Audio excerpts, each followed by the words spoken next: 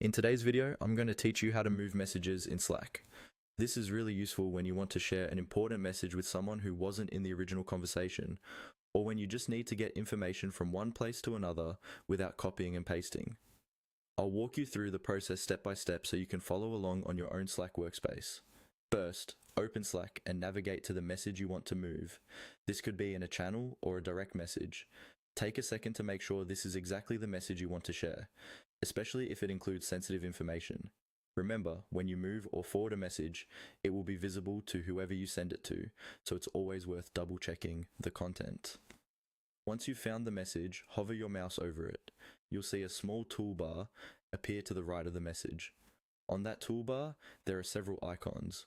Look for the forward arrow icon that appears next to the three vertical dots. The three dots are usually for more actions, and right beside it you should see that arrow that indicates forwarding or sharing.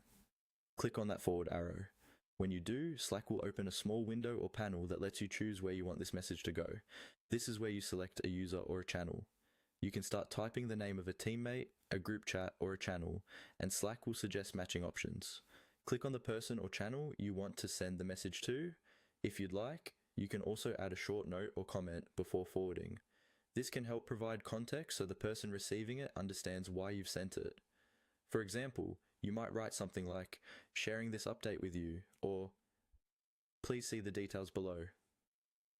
After you've selected the user or channel, and optionally added a note, you're ready to complete the action.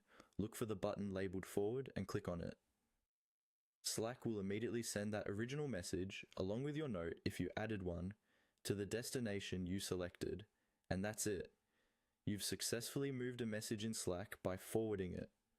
You can repeat this process for any other messages you want to share, which is much faster and clearer than taking screenshots or copying and pasting text.